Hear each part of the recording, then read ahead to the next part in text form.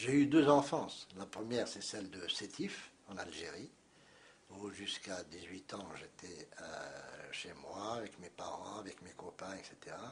Et ma deuxième enfance, c'est à Saint-Étienne, où je suis arrivé un 4 août 54 à 18 ans à Saint-Étienne. Et là aussi, j'ai une petite anecdote à raconter. Quand je suis arrivé à Lyon, d'abord il y a quelqu'un qui est arrivé, qui est venu me chercher, c'est M. Garonner. Et puis on a pris le train. Vous ne pouvez pas vous imaginer le changement que j'ai eu en voyant les Français, en voyant les gens dans le train me parler, me poser des questions, me dire vous allez voir, vous allez être bien à Saint-Étienne, etc. C'était un grand changement pour moi. Par rapport à Sétif? Par rapport à l'Algérie. En Algérie, on était éliminés. On était vraiment écartés totalement de la vie, de la ville. On était entre nous. On ne pouvait pas. Vous n'aviez pas de rapport avec les Français? Non.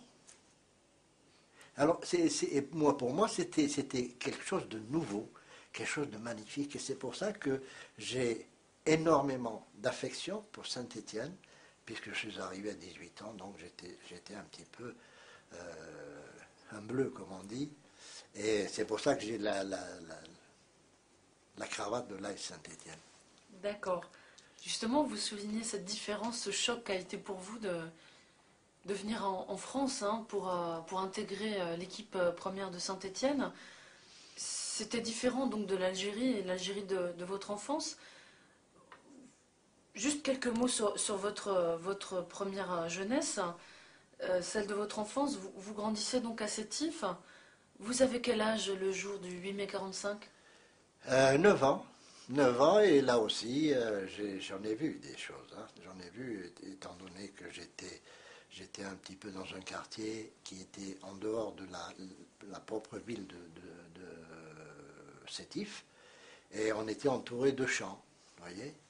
Et dans mon esprit de gamin, j'ai toujours en tête une mitrailleuse de militaires français qui était installée sur la route et qui était braquée vers les champs.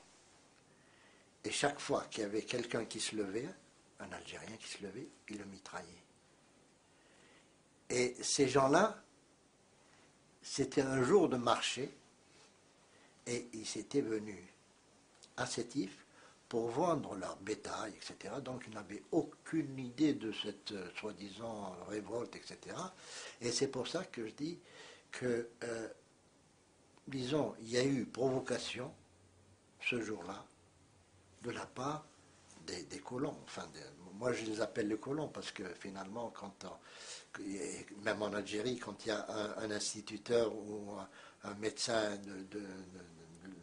de France, une différence, très grande différence avec les gens de chez nous. Justement, vous êtes de quel milieu familial? Que faisaient vos parents?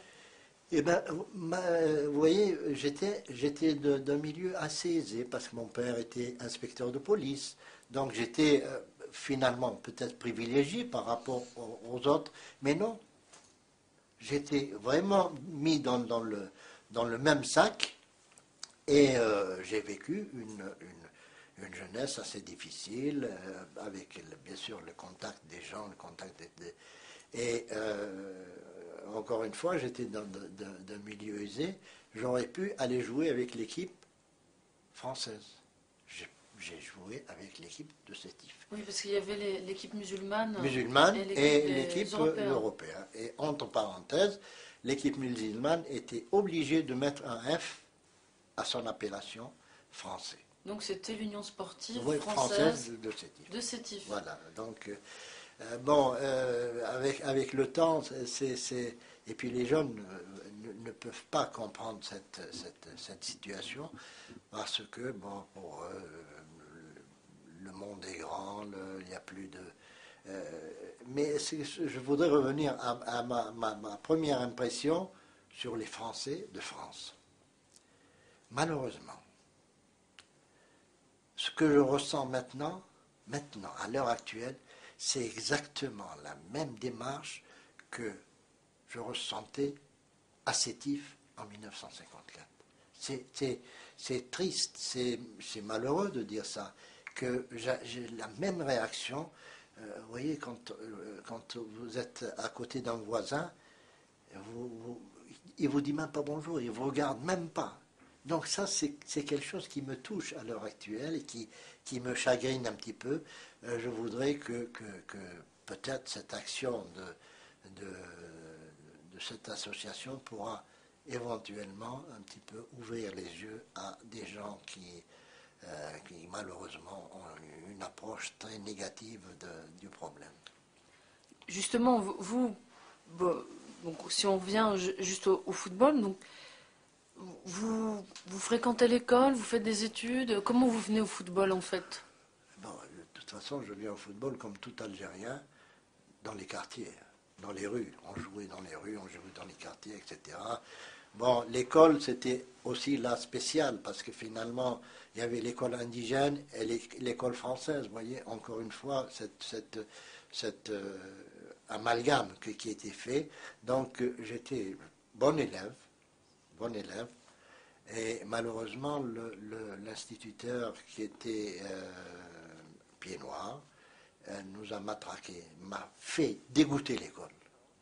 Maintenant, à l'heure actuelle, quand j'accompagne mon petit-fils à l'école, j'ai peur. C'est terrible de dire ça. Eh ben, bon, je suis allé jusqu'en sixième et après, bon, j'ai terminé. Je suis allé faire un petit peu de mécanicien dentiste, c'est-à-dire d'essayer Des prothèses? voilà, prothésiste. J'ai travaillé une année chez un dentiste et après Saint-Étienne est venu, c'est parti. Mais encore une fois, mon père était contre le football, hein. Totalement contre le football. Il m'a dit, mon fils, moi c'est l'école qui compte, etc. Bon, à force de le tarabuster, à force de l'embêter, il a compris qu'il ne pouvait que me lâcher et aller à Saint-Étienne.